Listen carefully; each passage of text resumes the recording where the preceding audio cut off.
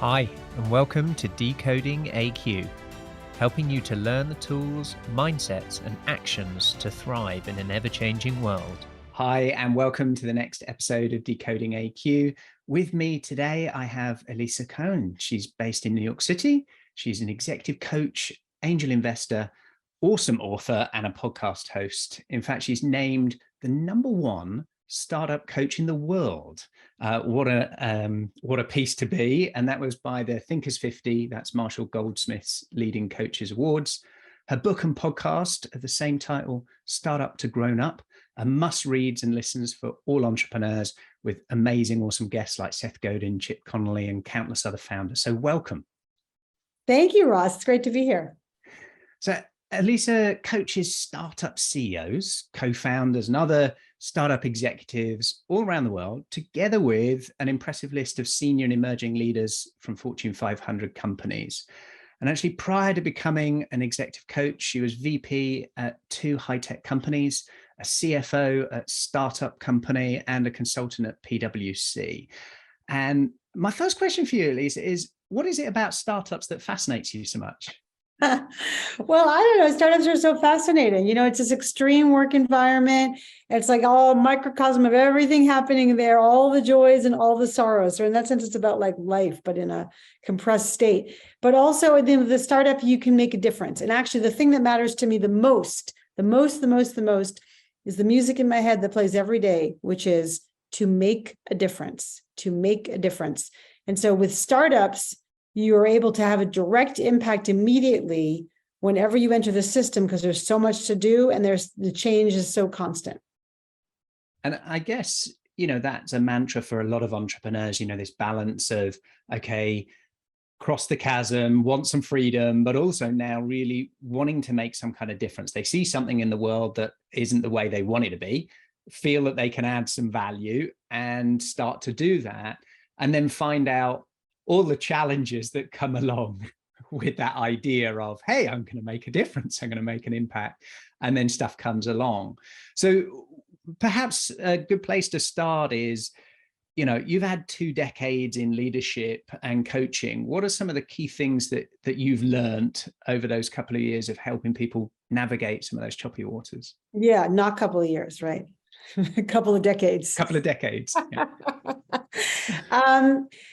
So much. I guess I would say this, my book From Startup to Grownup is really about the need for rapid skill acceleration, right? For rapid acceleration, rapid skill acquisition, and rapid self-development. And I think that is really what I've learned in my 2 decades of coaching overall, is that when you're the CEO, in particular of a startup, this is true for everybody, but in particular of a startup, you have to think about learning and growing alongside the 3 dimensions I talk about in my book. And the first is managing yourself. The second is managing others, managing the team. And the third is about managing the business. So you have to think about the way you're going to grow and learn and adapt and change alongside those 3 dimensions in order to be successful. And it's interesting, I was having a conversation with somebody just yesterday who was talking about skill retirement. And rather than individual career retirement, but the pace of learning, the speed of learning that we have to often not just keep topping it up with new skills, we've got to retire old skills that are no longer relevant. And that can be really hard, right? To say, hey, something that's given us an applause, helped us to be successful, maybe, is a badge of experience we wear, to now say, maybe the relevancy of that skill might not be so relevant anymore. And to deal with that at speed and at pace is a difficult one. Have you come across that? Yeah, it's a very interesting way to put it, skills retirement. I think it comes down to this. You've got to make friends with reality. You've got to accept your current reality and not wish it were different and hope it was different and be upset that it's not different. It is the way it is. Once you can accept and make friends with your current reality, you have a lot of things to do. One might be, to your point about skills retirement, I think that a number of leaders from the old school were successful by virtue of being more directive, telling people what to do, answering questions. The truth is that in the world of work now, which is remote and hybrid and decentralized, You need to be able to have the skill of asking questions, of being curious, of guiding people via discussion and dialogue. And also, who knows, they may know more than you. And so your answering their questions is no longer your best move. That's an example of something that you can retire in order to make room for the new behaviors of leadership that are so in demand right now, so necessary right now. Yeah, and I think what's interesting is the transition between the value of experience and the value of experimentation, and questioning and speed that we would historically, I've employed lots of people over the years, and experience was one of the things, right? What have you done before? Because it gives me some level of, risk protection that, hey, this isn't brand new for you, so maybe you can help. In a world where so much of it is brand new, I think we have to shift a little bit about that. And you recently gave a presentation around the secrets for successful unicorns. And one of the things that was resonating a lot was around some hiring tips and pieces. Perhaps you can share that in that same context. Oh, sure. Well, I think that, the whole notion, I think I like that idea of going from experience to experiment. And one thing I would say is that when I think about hiring, I ask people to be very grounded in reality. So what that means is, don't fall in love with their resumes. Oh, they worked at LinkedIn. Oh, they worked at, Google, whatever that is. And don't, ask them generic questions like, what are your strengths and weaknesses, where they can say, oh, I work too hard. That's what my weakness is. Instead, you want to ask them specifically how they think. What that looks like is specific questions which get at their experience, as in, what was a time where your playbook didn't work and that surprised you? What did you learn about that? When was a time that you had to come in and handle people who didn't agree with what you wanted to do and get their buy-in? And so that really then showcases how they think about certain approaches. And also it gives you a sense like, oh, they did that, as opposed to their teams doing that. And they're just the person in the room who's, kind of there while it's all happening around them. And I think that's so interesting. It really resonates with me, of this trying to figure out how they think, and then making a bet that thinking will actually result in some action that's aligned to that thinking that is right. And then the actions actually get you the kind of outcomes and results that you want, whether that is, a learning what not to do, or it's something that does actually give you the ideal result. What are some of the challenges maybe around the mobility of staff? Because one thing is the hiring, right? Bringing in brand new, we can borrow it and we can build it. And a lot of the things that I've certainly experienced myself is the speed at which people we've already hired have got to do different things than we hired them for. We had a gap there. We've now shifted, the team dynamic has shifted, the market shifted, and their role needing to shift. Navigating that is almost like a continual kind of hiring process of mobility inside that needs to be two-way, right? They need to be excited about a new thing, and so does the entrepreneurial owner or the business lead. Yeah, that's a very astute point. I did a class for LinkedIn Learning about how to manage employees towards their internal mobility. So that's true for companies, which are startups, and also enterprise clients. And I think it comes back to the same thing: accept reality. Your role has, in the scenario you're mentioning, your role has shifted or needs to shift. And then how do you coach the person to sort of see that? So the way to do that is to probably just describe, or have the person describe and narrate what's going on around them. There are normal human emotions about how that's not fair and it shouldn't be that way, right? You sort of help people get that out of their system, and then you can help them create a new future, a new experience, which is great. So given all that, how do you want to handle it? It might be, I don't want anything to do with that. Interesting. Good to know. Good to know. Now I know I can't count on you for that. Fantastic. But it might also be, great. Well, I'd love to learn that. Fantastic. We don't have a lot of resources here to teach you. What are you going to do for self-study? The obvious answers to that are, number one, find a mentor. Number two, do a whole bunch of reading and trying and experimenting, right? And if people, I think the most important, future-proof career skill for everybody is their willingness and ability to try new things, learn new things, and find mentors to help them build capacity in a new area. I want to understand more about this phrase, because you've used it a couple of times, of reality and accept reality, because, you know, we have two kind of responses that happen to us. We either avoid or armor against something we don't like. So if it's a reality we like, we're going to accept it. If it's a reality that we don't like, we might armor against it and say, oh, it's not true, or we'll live in delusion, or we'll try and avoid it and just not accept that. When that happens for people, how might they overcome to realize reality? Because it's always self-perceived, right, of what reality is. And that might be where a certain friction point comes, when those realities are mismatched from person to person and from person to market.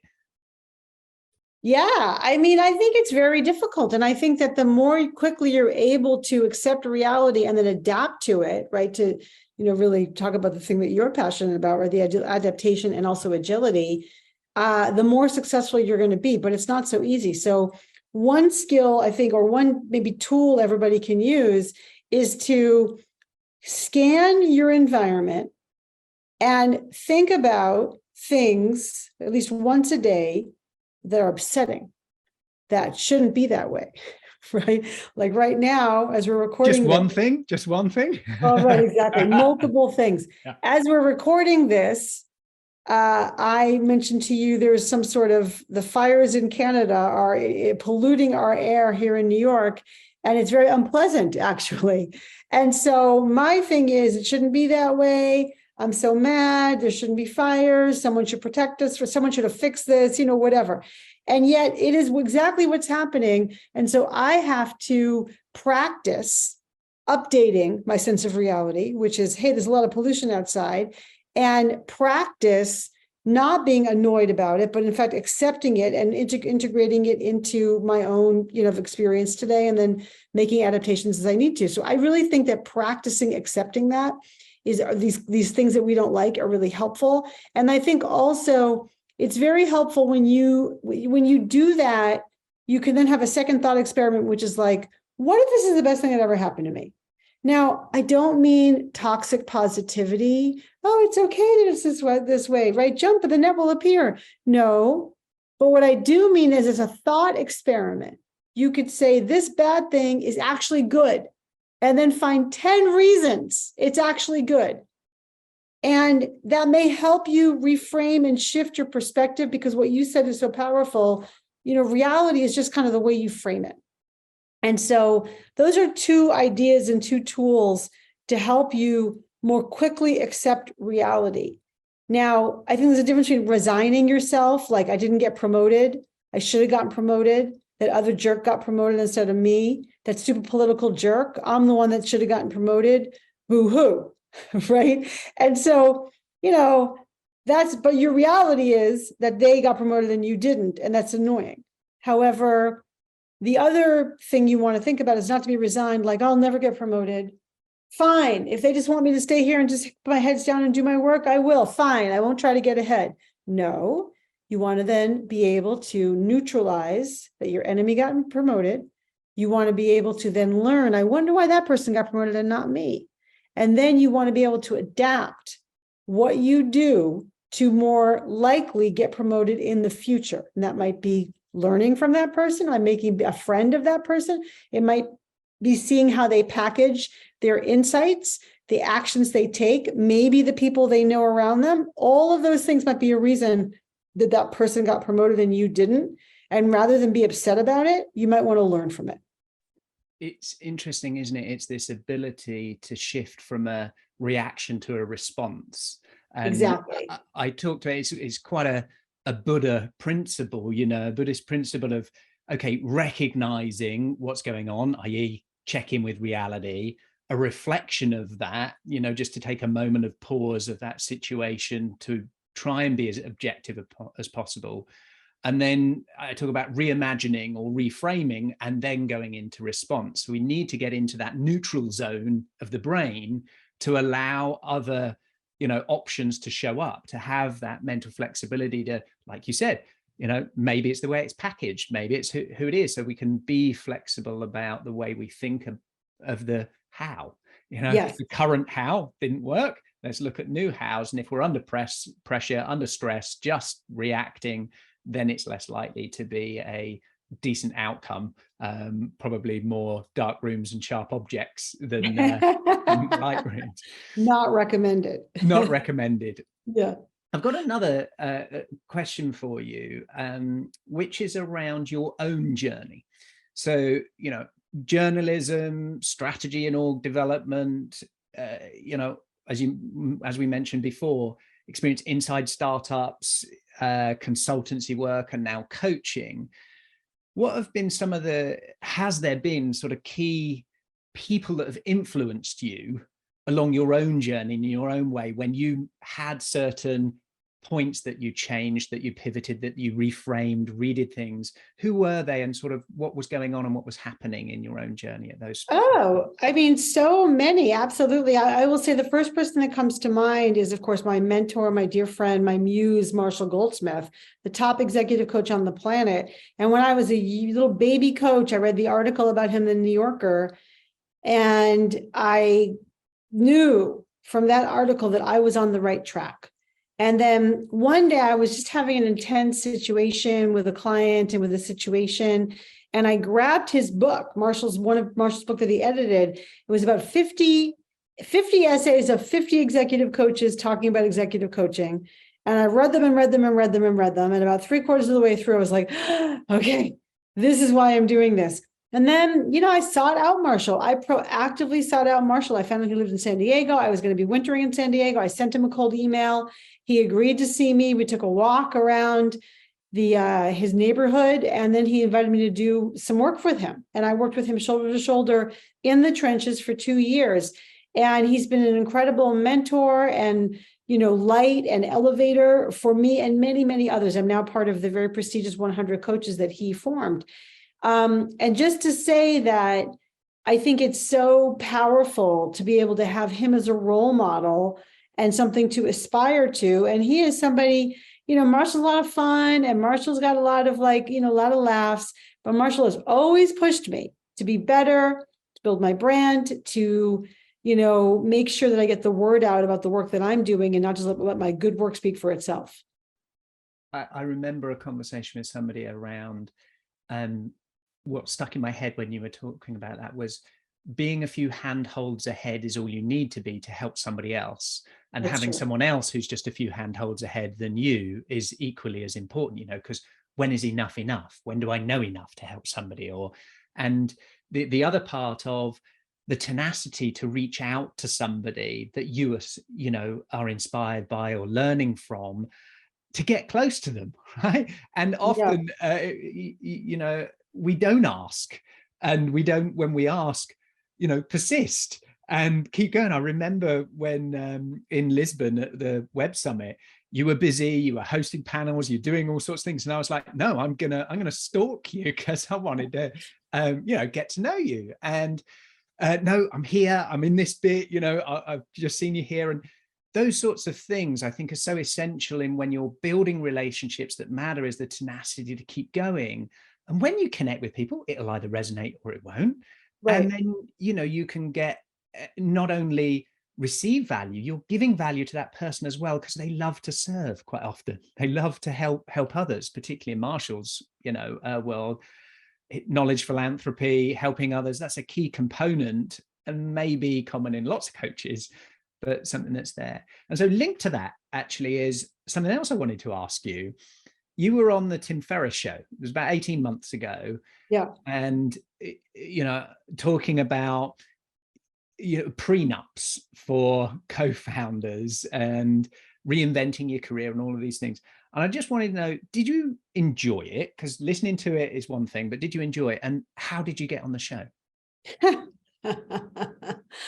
Well, so I want to just go back to something you said about stalking me at Web Summit. I appreciate that you were persistent, and I appreciate that you made it easy for me. Like, I'm right outside. I'm like, oh, okay, I come and see you right outside. That was very helpful. If you listen to the Tim Ferris show, you'll know that I worked with Tim for about 3 years.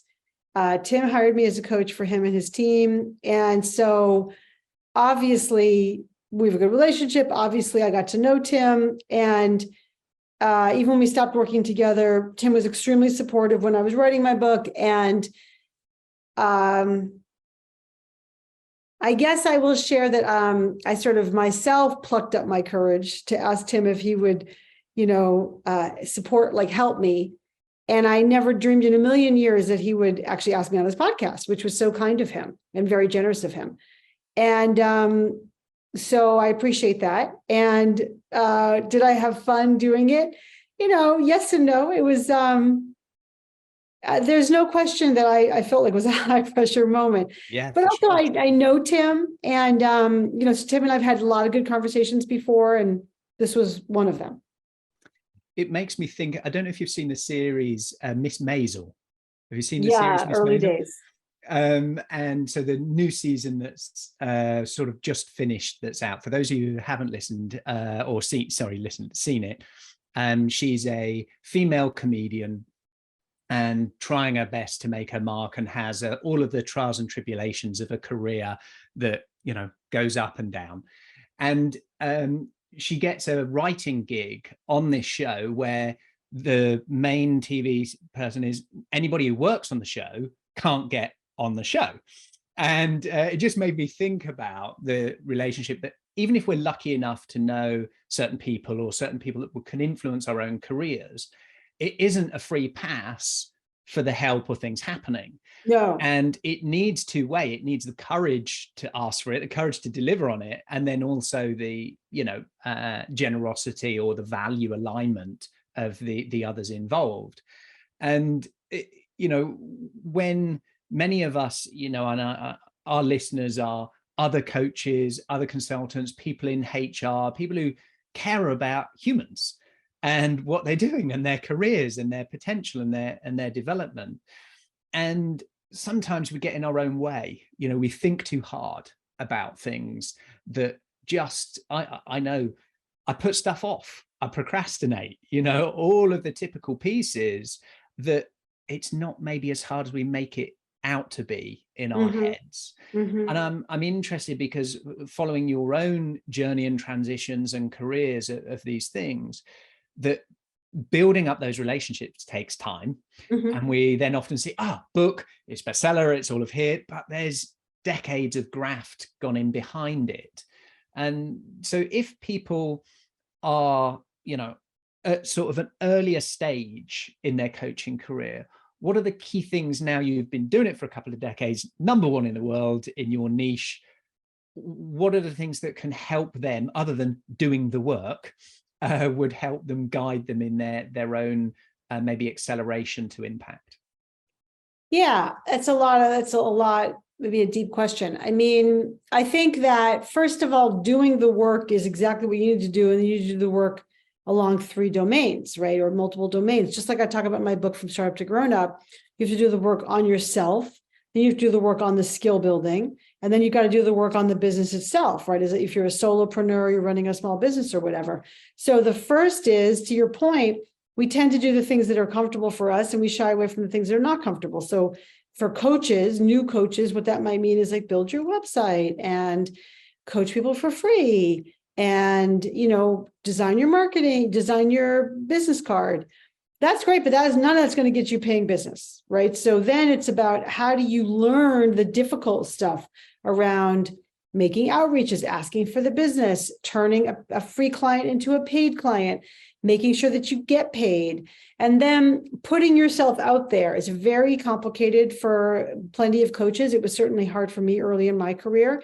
So it's about sending out a newsletter, offering to speak and putting yourself in opportunities to speak, writing your ideas in LinkedIn, and then ultimately in, again, the higher profile publications that I'm privileged to write for. But it didn't start out writing for HBR, right? I wrote for my newsletter for years. I then got lucky because I plucked up my courage and asked the publisher. I met the publisher of Worth magazine at a dinner, and he happened to mention during the dinner that Worth was looking for more female voices. And I was like, I'm a female voice, right? So could I write for you guys?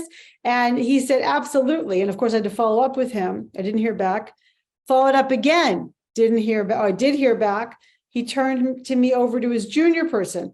How many times did I follow up with her? 3 times, until we got me into a writing, cadence with them at Worth.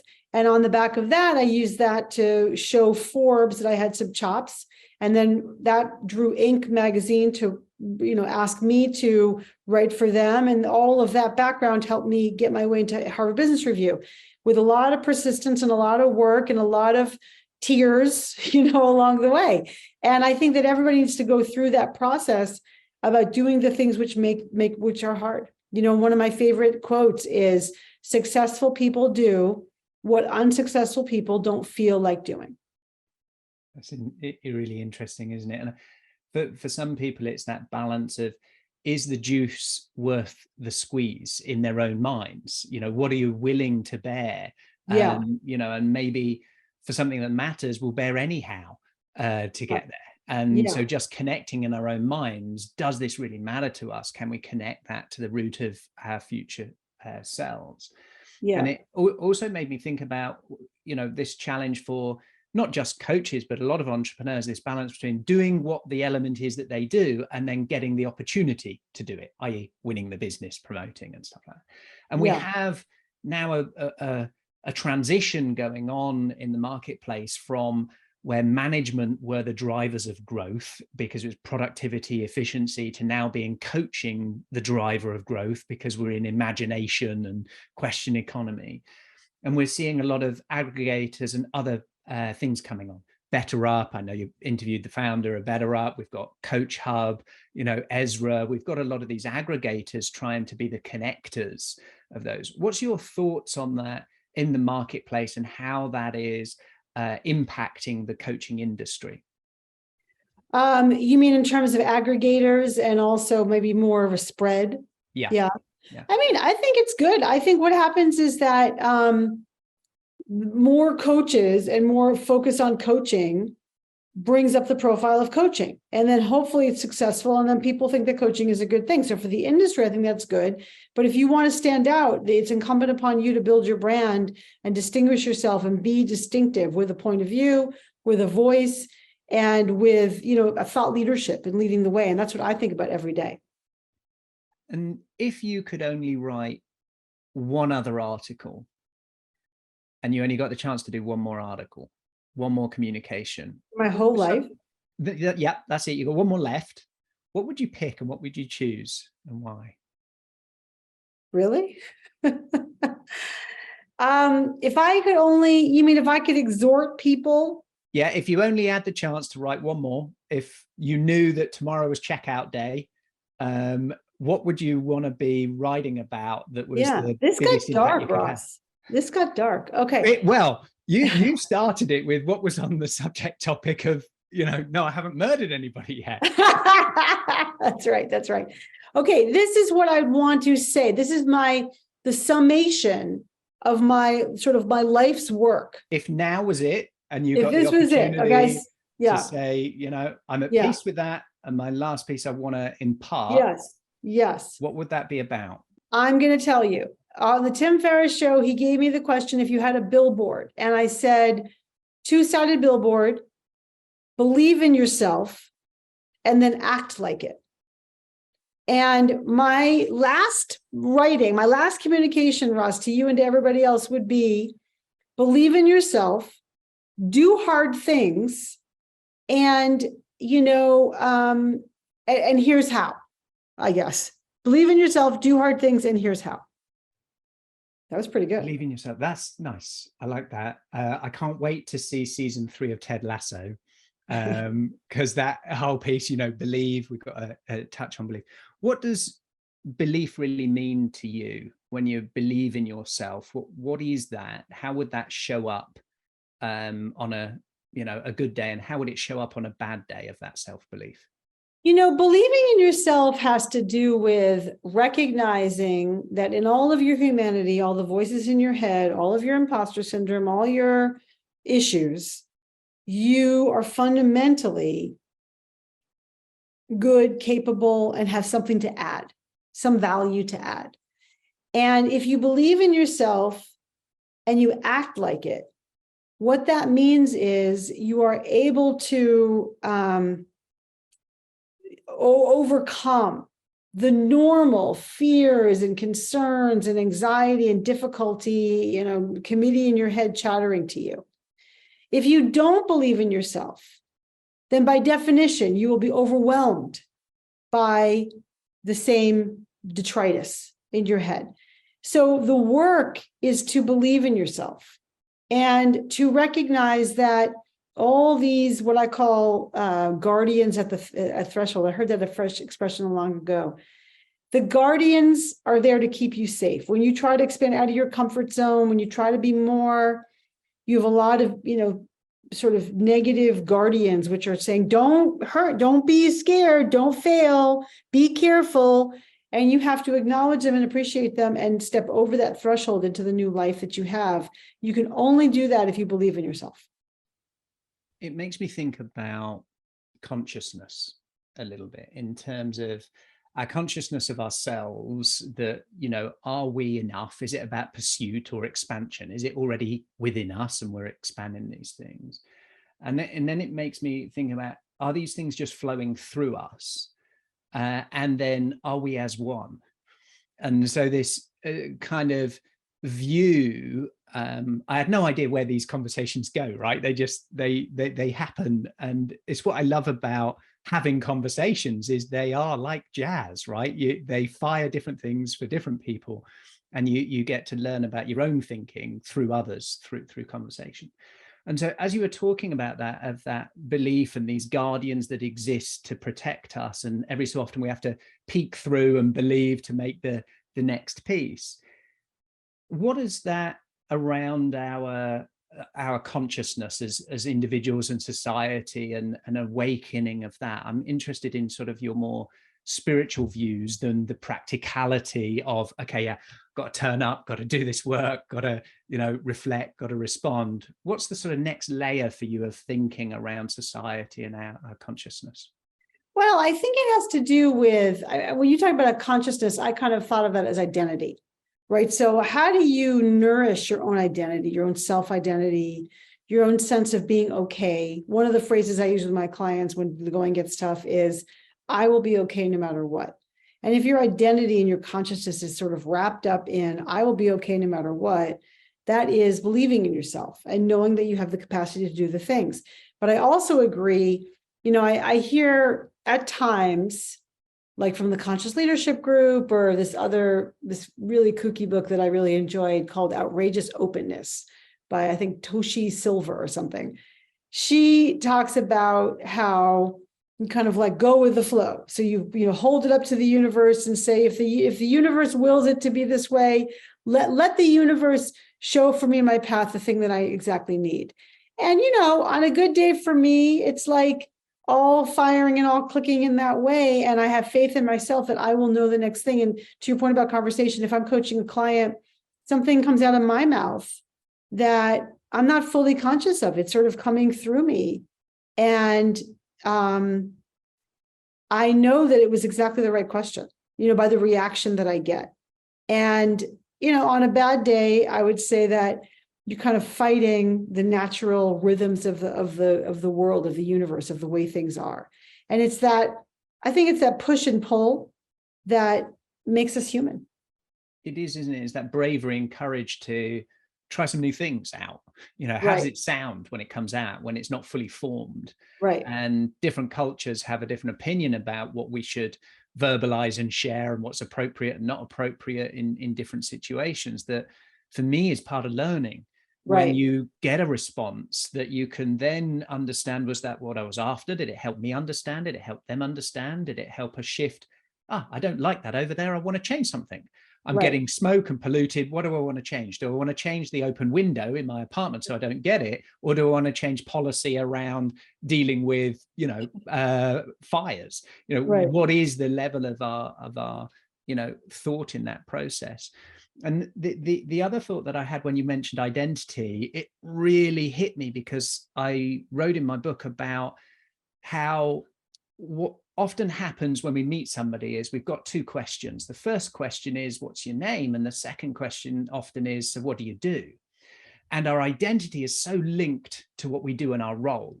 So what I was talking about in adaptability is, what if your role shifts, what is then your identity? Because I'm an accountant, I'm a coach, I'm a insert something. If that identity shifts, i.e. the role shifts, doesn't exist anymore. A computer used to be a role, a job. You look up, in the ads for recruitment, and the title of a job role was a computer.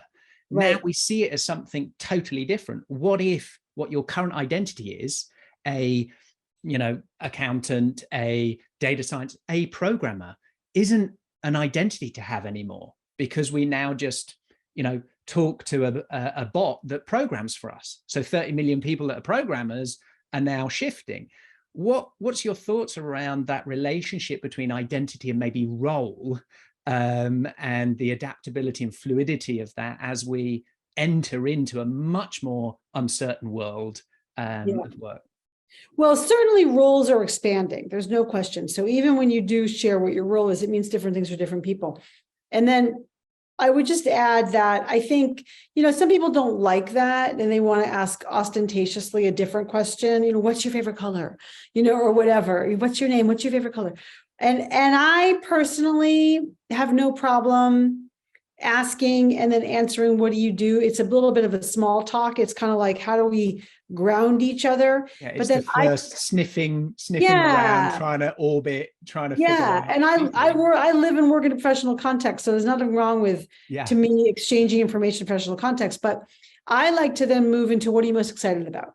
Which then really highlights that role orientation, but it also might highlight this person as a person. And so I think it's important for everyone to have a well-rounded set of skills. And then, as I said before, about future-proofing your skills has to do with your ability to rapidly learn. It's almost the unlearning of so much societal piece, because when we talk about others, when parents talk about their children, oh, my son is this, oh, he's a professor at so-and-so, or my daughter's here and they are this. And it's how we kind of try and navigate around people and differences of what do we do?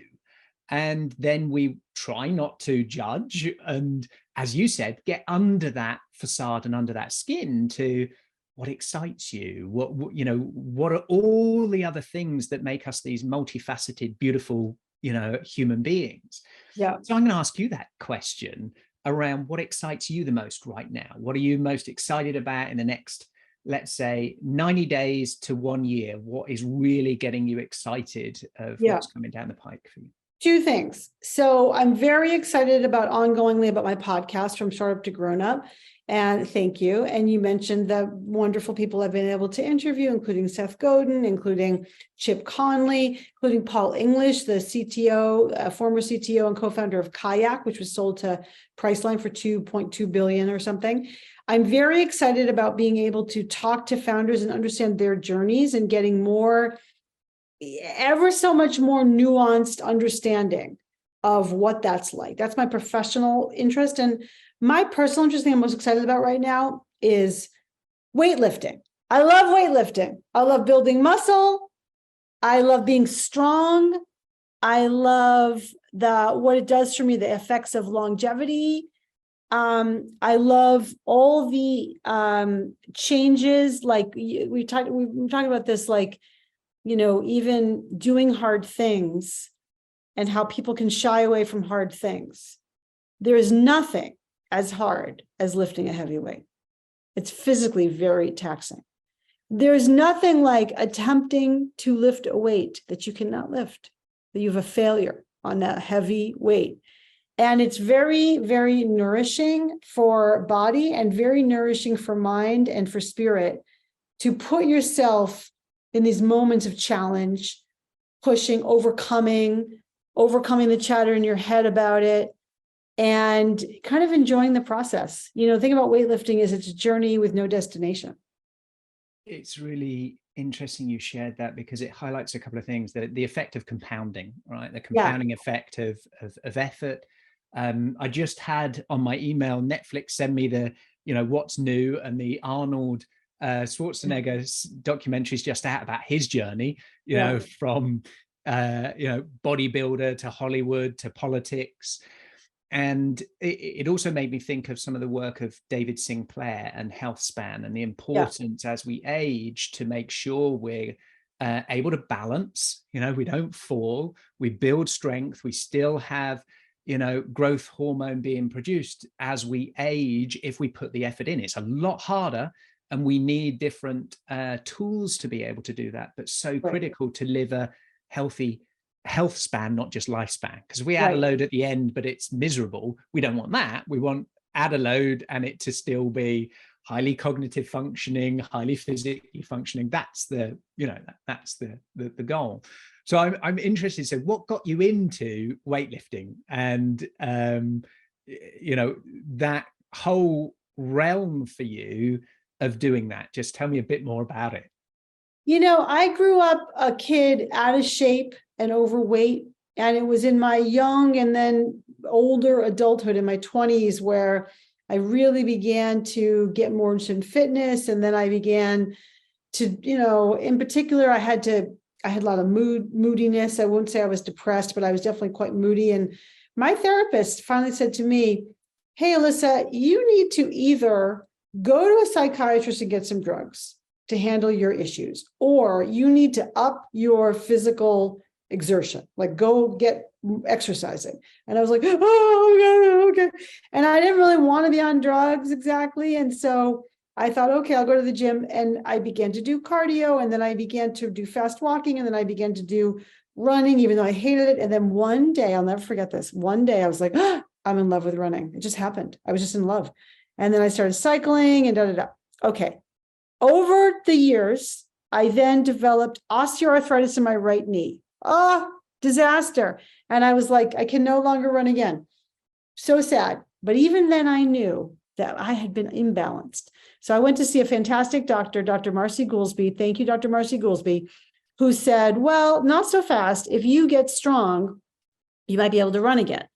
And so I hired a trainer, and he was great. And then I ultimately started working with a different coach who helped me fall in love with weight training, because I did not like weight training. My first trainer I fought with for a year. Like, no, I don't like it. I hate it. And then, now I work out. I mean, before the pandemic, I worked out in person 4 days a week. Oh, the luxury and joy of my life with Tom, my kettlebell coach and my strength training coach. And now I work out with him 3 days a week on Zoom, because I have my own kettlebells and I have my own barbell, right? My own dumbbells.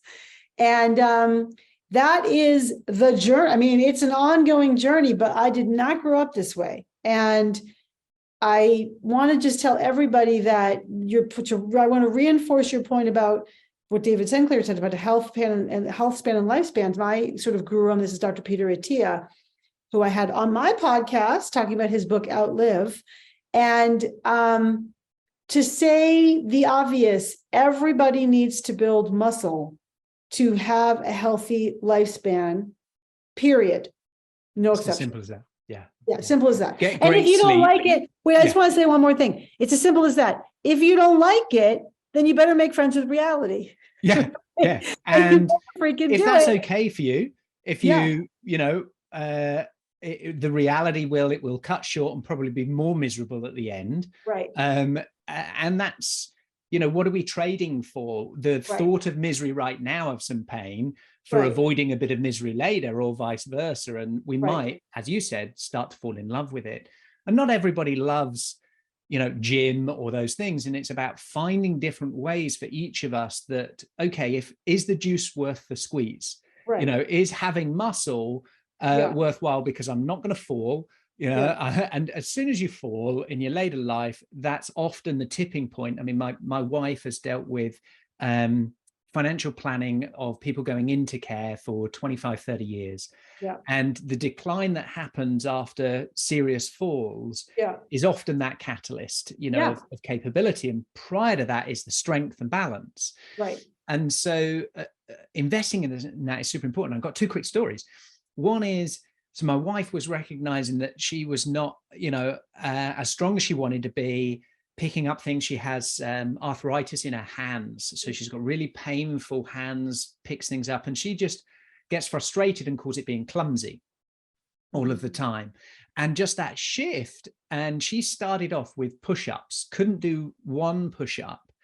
And started off doing some of her knees, getting to a few more. She now does like 80 push-ups in the morning, and it's just compounding, and she's feeling better. And I'm like, oh, I gotta, step up here, because 2 years ago I broke my left elbow, and the mobility was really compromised. I've had a second surgery, so I still haven't got full mobility of being able to straighten my arm or put it fully back. But let me just show you something for those who are listening. Right down by my desk is two weights, and it's about finding the moments, because I remember somebody saying find it to fit it in with something you already do. So for Karen, it was, when you go to the loo, go to the loo, have a weight there and just do that for a minute while you're doing it, if gym isn't your thing. So for me, I'm on Zoom all the time. I'm, standing at my desk. Every so often I'll pick up the weight and I'll start to build some muscle back in my left arm, which has been really compromised. So it just made me smile around the importance of those things. And, it's super valuable. As we come to the witching hour, there's a question I ask every guest at the end, and it's a homage to the first guest, which was Dr. Diane Hamilton. She's her book all around curiosity, the Curiosity Code. And I think it will really resonate with you, because of what I've learned over the last 40 minutes or so is about doing new things.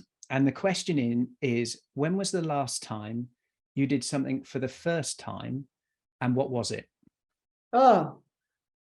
When was the last time I did something for the first time, and what was it?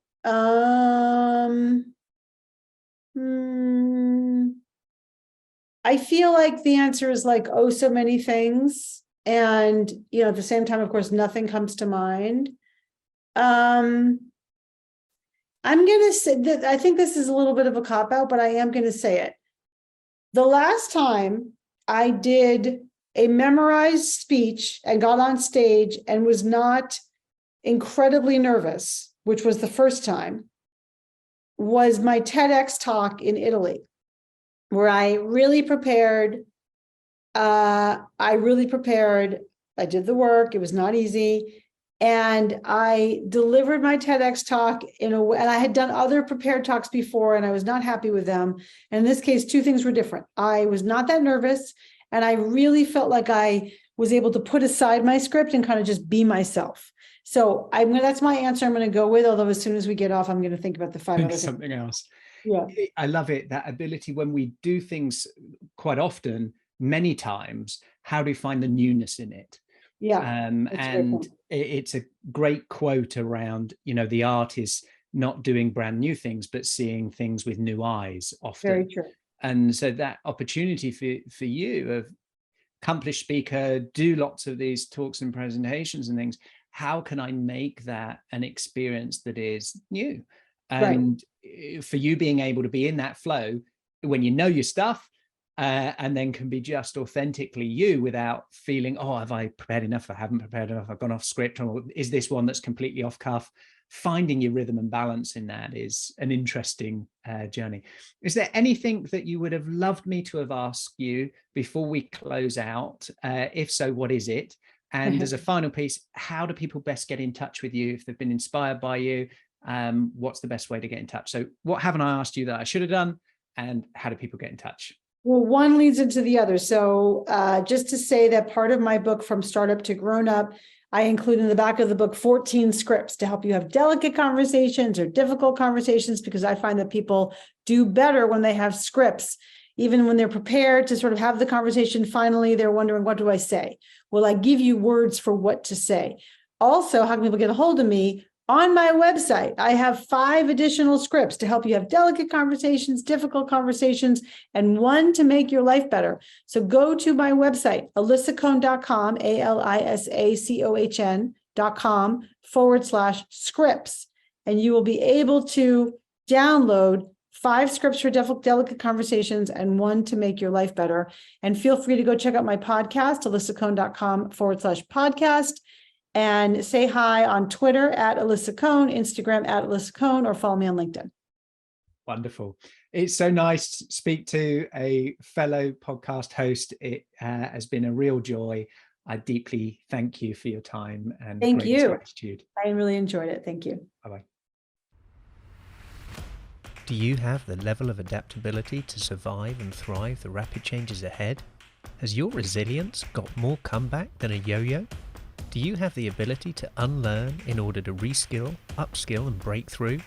Find out today and uncover your adaptability profile and score, your AQ. Visit AQai.io to gain your personalized report across 15 scientifically validated dimensions of adaptability. For a limited time, enter code PODCAST65 for a complimentary AQME assessment. AQai, transforming the way people, teams and organizations navigate change. Thank you for listening to this episode of Decoding AQ. Please make sure you subscribe on your favorite podcast directory, and we'd love to hear your feedback. Please do leave a review and be sure to tune in next time for more insights from our amazing guests.